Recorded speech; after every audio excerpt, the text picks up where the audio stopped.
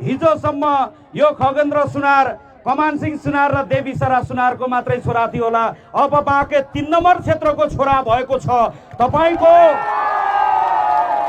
हामीले भनेका थियौं त्यो फागुनको 21 गते कसै न कसैको जन्म हुनेछ, तपाईको मतदाताको गर्भबाट कसै न कसैको जन्म हुनेछ भनेका थियौं। तपाईले लामो सङ्घर्ष गरेर एउटा, मलाई विश्वास गरेर एउटा राजनैतिक जन्म दिनु भएको छ।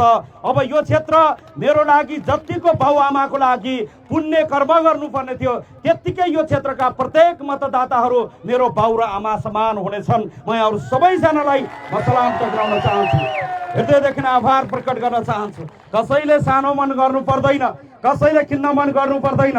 तपाईको क्षेत्रबाट तपाईले हजारौं हजार मत दिएर पठाएको सांसद कुनै पनि दिन बदमाशीमा, कुनै पनि दिन अपराधमा तपाईको अगाडि घुँडा टेक्ने आउने छैन। म यहाँहरू सबैजनालाई आशीर्वाद दिनुहोस्।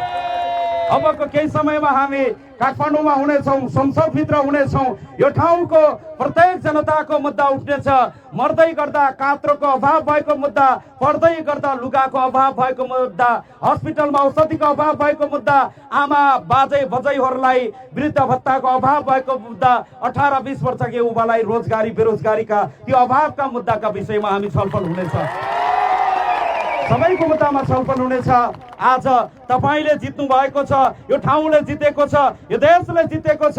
बिहान यहाँ आउनुभन्दा पहिला हामीले जेनजी आन्दोलनमा छोरा गुमाउनु भएका त्यो 2 जना परिवारलाई नेपालगञ्जमा गएर उनका बाउआमाको खुट्टा ढोकेर आएका छौँ। हामीले सपना, हामीले कसम खाएर आएका छौँ।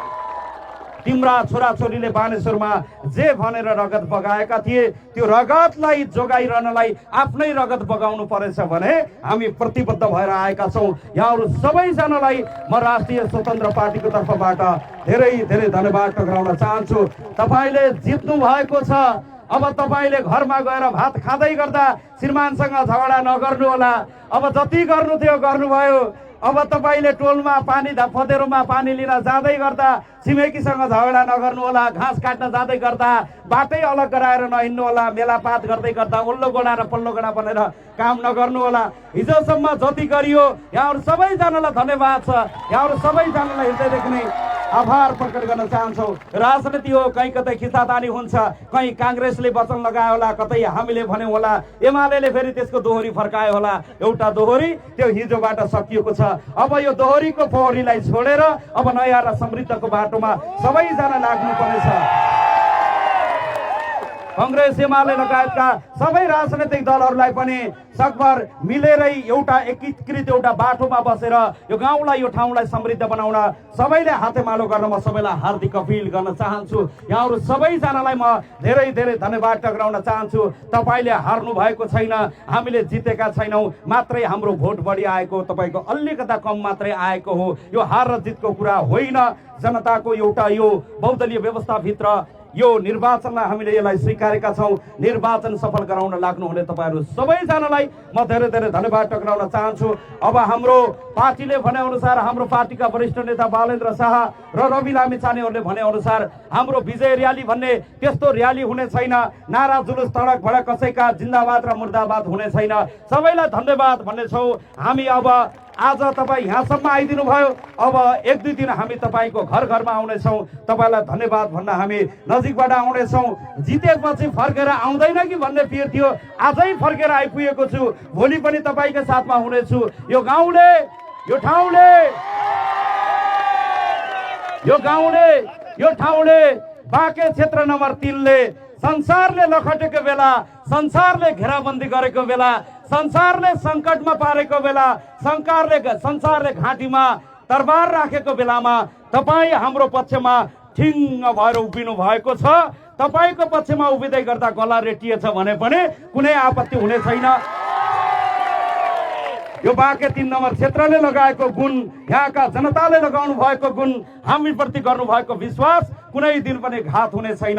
यहाँहरू सबैजनालाई म धेरै धेरै धन्यवाद टक्राउन चाहन्छु। आइदिनु भयो, यहाँहरूलाई नजिकबाट भेटघाट गर्ने मौका पाइयो, सुक्खा साटासाट गर्न पाइयो। हुक्क भएर बसेका जनता ढुक्क को हुने दिन सुरुवात हुँदैछ। यहाँहरू सबैजनालाई धेरै धेरै धन्यवाद टक्राउन चाहन्छु, हृदयदेखि नै आभार प्रकट गर्न चाहन्छु। अबका दिन समृद्ध माके तिनको जे सपना बोकेर काठमाडौँ जाँदैछौँ। म यहाँका साथी, पार्टी पङ्क्तिमा रहनुभएका सबै साथीहरूलाई हामी सल्लाह गरेर आजैका मितिबाट यो क्षेत्रको सांसदको सम्पर्क कार्यालय हुनेछ। महिनामा कति दिन हामी जनतासँग बस्ने त्यो हामी छलफल गर्दैछौँ। तपाईँका मुद्दा मामला, घरको सानो कुरादेखि यो टोल छिमेकी यो क्षेत्रको सबै मुद्दालाई हामी सम्बोधन गर्न अझै मजबुत ढङ्गले लाग्नेछौँ। यहाँहरू सबैजनालाई अबको 5 वर्ष तपाईँले पनि साथ दिनुहुनेछ, हामी पनि तपाईँ र हामी एउटै सपनामा दौडिनेछौँ। यहाँहरू सबैजनालाई धन्यवाद टक्राउन चाहन्छु। यहाँसम्म पानी पनि नखाएर घाम खाएर आइदिनु भयो, यहाँहरू सबैजनालाई धन्यवाद छ। आजैको मितिबाट यहाँको सांसदको सम्पर्क कार्यालय यो ठाउँमा तपाईँको क्षेत्रको सांसदको सम्पर्क कार्यालय हुनेछ। तपाईँलाई दुःख पर्दै गर्दा, तपाईँलाई गाह्रो साह्रो पर्दै गर्दा जति बेला पनि तपाईँ हाम्रो सम्पर्कमा, हामी तपाईँको सम्पर्कमा छौँ। अब तपाईँको हुनेछौँ। यो ठाउँमा हाम्रो कुनै जात छैन, हाम्रो कुनै धर्म छैन, हाम्रो कुनै वर्ग छैन। हाम्रो एउटै जात छ, त्यो मानवताको जात हो। हाम्रो एउटै धर्म छ, त्यो मानवताको धर्म हो। हाम्रो एउटै घर छ, त्यो नेपाली हो, नेपाल हो। एउटै थर छ, त्यो नेपाली हो। नेपाल र नेपालीको जय होस्। यहाँको सबैलाई त्यो न्याय हुनेछ, सबैलाई हित हुनेछ।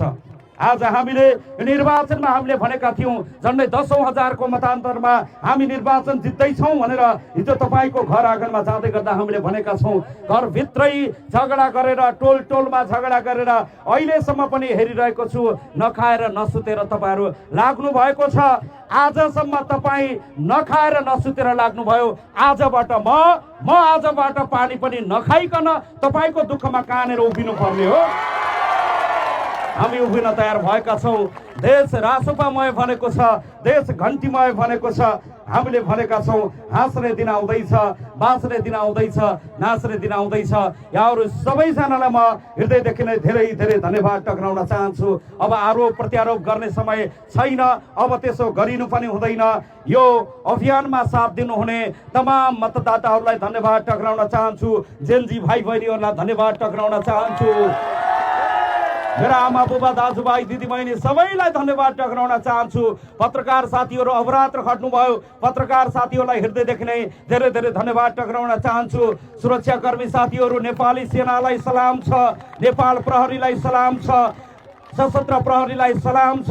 गुप्तचार लगायतका निर्वाचन प्रहरी बनेर खटिनु भएका सबै प्रहरीका साथीहरूलाई, सबै सुरक्षाकर्मी साथीहरूलाई म यहाँबाट सलाम टक्राउन चाहन्छु। हृदयदेखि नै धेरै धेरै धन्यवाद टक्राउन चाहन्छु। आँखी भाउ र कपालको रौँ फुलेर झन्डै 70-75 को त्यो उमेरमा दौडिँदै गर्दा पनि देशको मानलाई, देशको स्वाभिमानलाई शिरमा बोकेर यो देशलाई त्यो